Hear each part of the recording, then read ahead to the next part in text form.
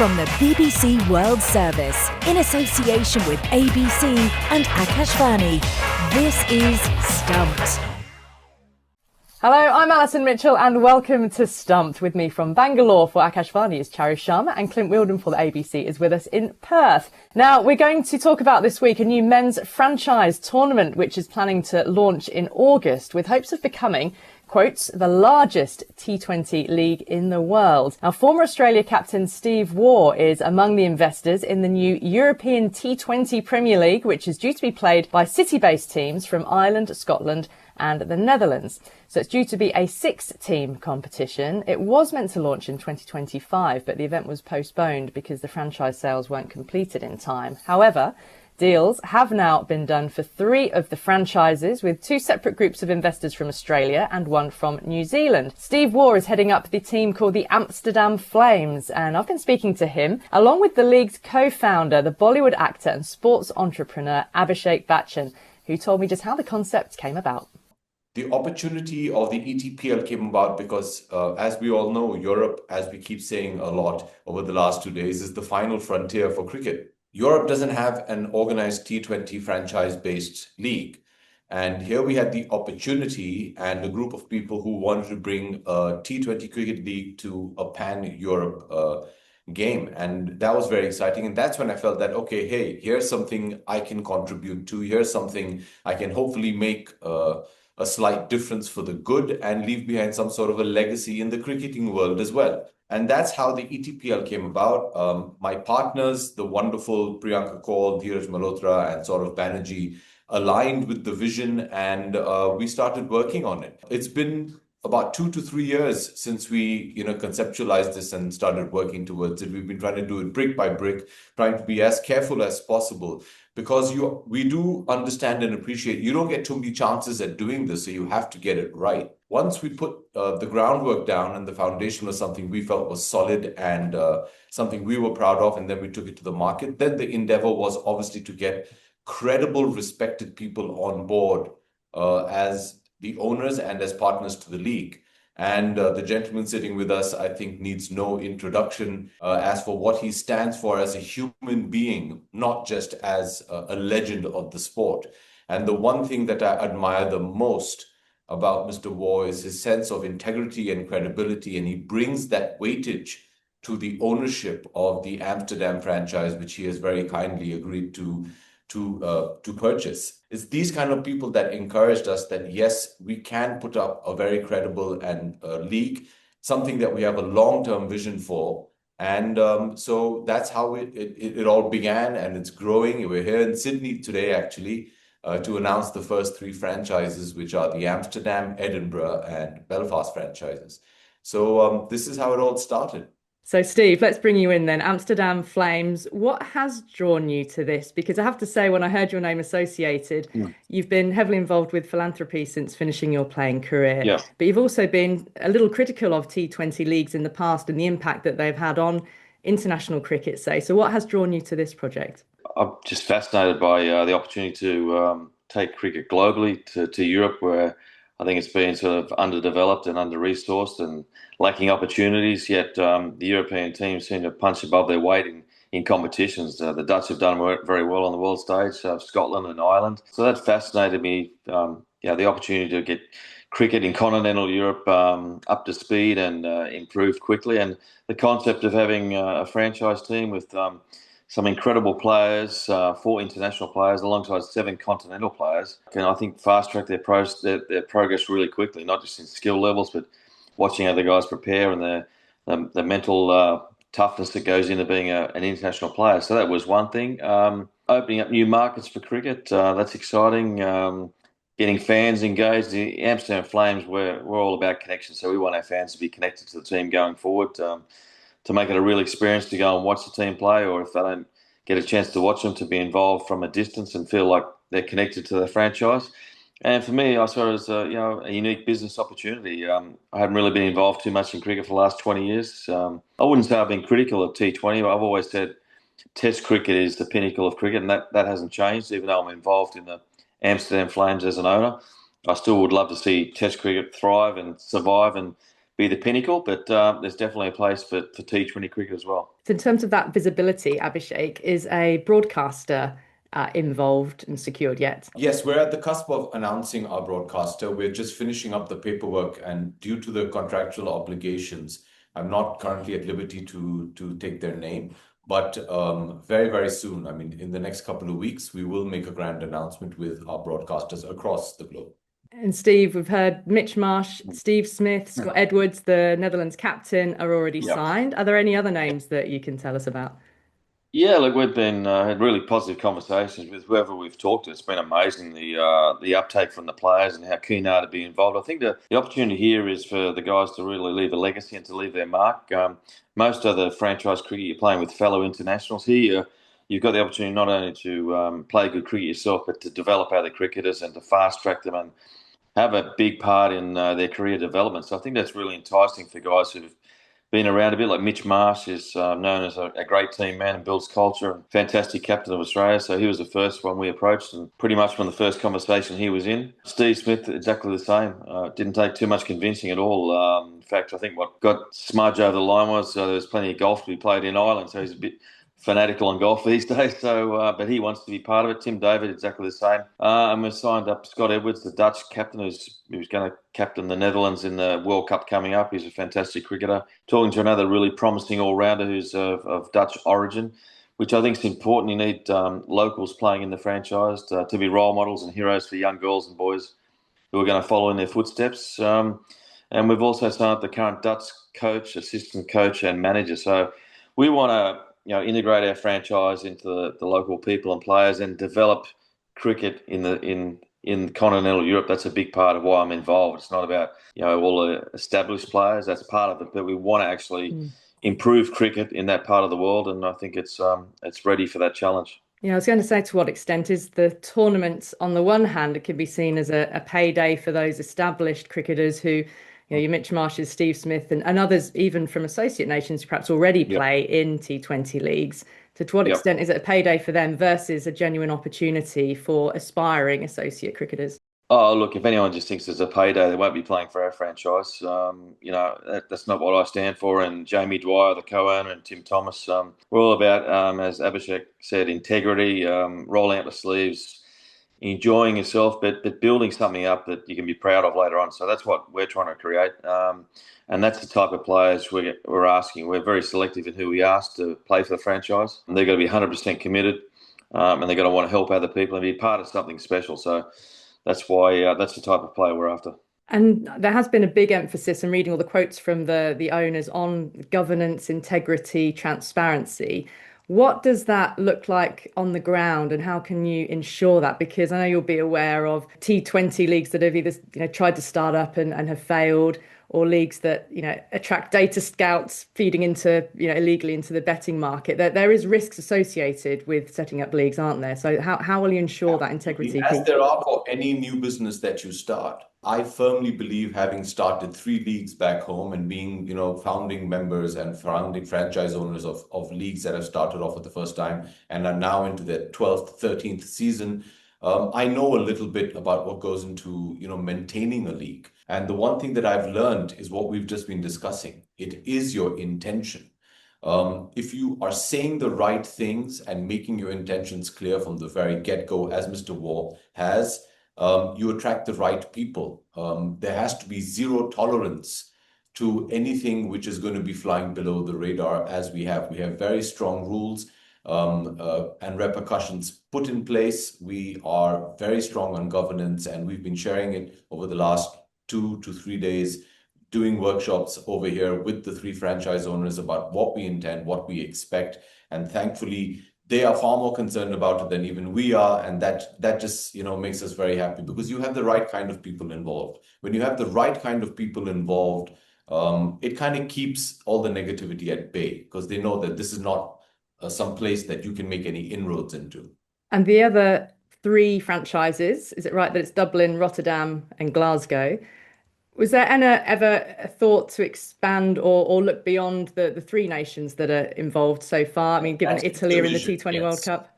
That is the vision. God willing, next month we'll do another such phase out, rollout of the other three franchises.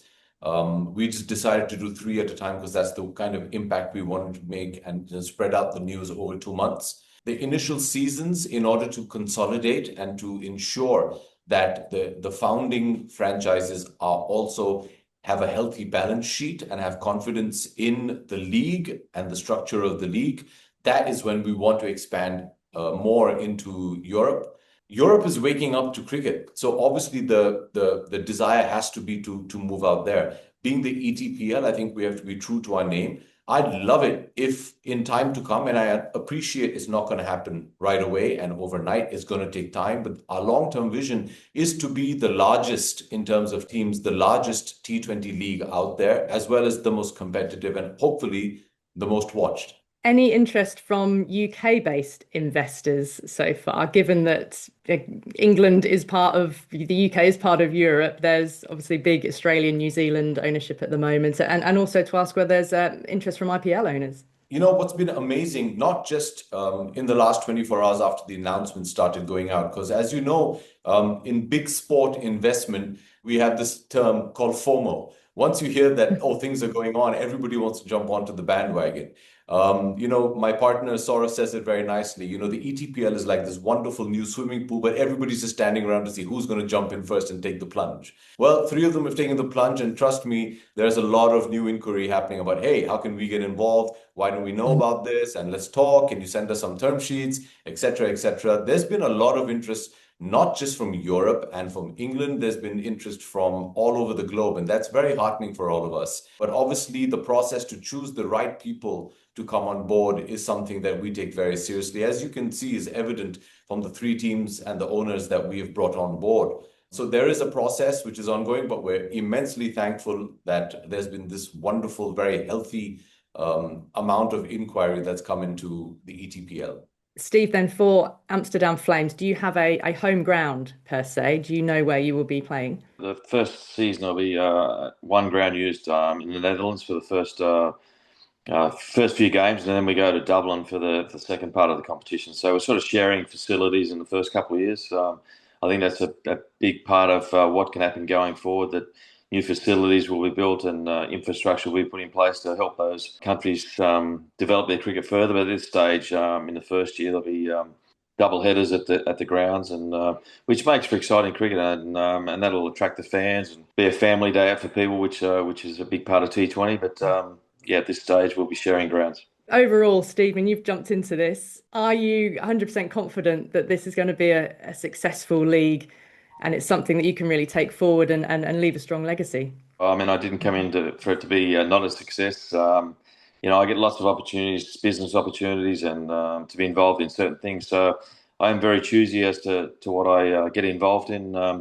I like the fact that this is something new and exciting, and gives cricketers from continental Europe an opportunity to be the best they can possibly be, and to take that next step and be competitive on the world stage. So for me, that's really a huge part of it. Being a part owner of a franchise is totally new to me as well, so that's been a steep learning curve over the last couple of months. But yeah, look, I'm in this to be successful. I think you get to a certain age in life, and you want to do things that mean something and can leave a legacy. And I think this has a big opportunity to tick both those boxes. And Abhishek, there was a postponement, wasn't there, last year when the league was looking to get underway? How many more tick boxes do you have before you feel like, yeah, this is good we're pressing the go button and all ready for the August 26th start? Yeah, I mean, that's interesting. Last year we were out in Ireland as well on St. Paddy's Day. We were hopeful to be able to get it up last year, but we took an executive decision that, look, we weren't feeling entirely ready. We felt there were a few boxes still to be ticked. So we kind of just pulled back on the reins a bit. We felt we were getting a bit ahead of ourselves. We took the time, regrouped, and did everything with a lot more intent this time. And as you know, 26th of August is when the first ball will be bowled in the Netherlands for the ETPL. So we're all set to go. No holding back now. The starting line is in view, and in a couple of months, which I have a very bad feeling is going to sneak up on us a lot faster than we expected to. You're going to be seeing the ETPL being played in Europe. So it's exciting times. Well, that was the former Australia captain and owner of the Amsterdam Flames, Steve Waugh, and at the end there, Abhishek Bachchan, the co-owner, co-founder of the European T20 Premier League. Fascinating chat, and I guess because this is, continental Europe outside of England, where T20 league going into associate nations. So just to confirm, it's being run in collaboration with the boards of Ireland, Scotland and the Netherlands, and it will begin on August 26th at the Voorburg Cricket Club, which is outside Rotterdam in The Hague. And the other two venues being used for season one will be Clontarf and Malahide in Dublin. Clint, there is clearly, a few things to be ironed out and more confirmations to come. But if we look at the owners to start with, we've got Glenn Maxwell and his brother Daniel among the investors in the Belfast-based franchise, which is expected to be called the Irish Wolves. The Castle Rockers, based in Edinburgh, has the ex-New Zealand internationals Kyle Mills and Brendan McCullum's brother Nathan McCullum involved, and then Steve Waugh, amongst others, with Amsterdam Flames. So, a lot has been announced with great confidence, but with some gaps still to be filled. What's your immediate sense of all of this? I like the way that they've gone about announcing some big names early on. And, you've got the current Australian T20 captain, Mitch Marsh, who, as everyone says, if you wanted to join a team to be around a really good human, not just a great cricketer, Mitch Marsh is absolutely that. People who play with him love him. People who speak to him love him. So I can imagine if you're trying to get people involved, then Mitch Marsh is an ideal person to sign up early doors. And then you've got, stand-in Test captain, former Australian Test captain, Ashes winning captain in Steve Smith. So there's some star power there, and star power helps wherever you happen to be in any competition. I like that they want to try to build cricket within Europe. I think that's really important as well. I've got absolutely no doubt that T20 is the most accessible form of the game, so I think that's the right way to go about it. And we know that the number of Indians wherever you go are big enough to make it that if the competition is seen as being fair dinkum and there is the star power, then they will turn up to watch it because they love cricket so much. So there's a few things that have to be ticked off, but I really like the fact that there's been a genuine decision to try to grow the game in the market where there is an opening for it, and you've got people like Steve Waugh and Jamie Dwyer not going to get involved unless they have absolute faith that it is going to be run professionally and that it also is going to be run honestly. And your question was a really good one. How can you be confident? We've seen issues in other competitions before.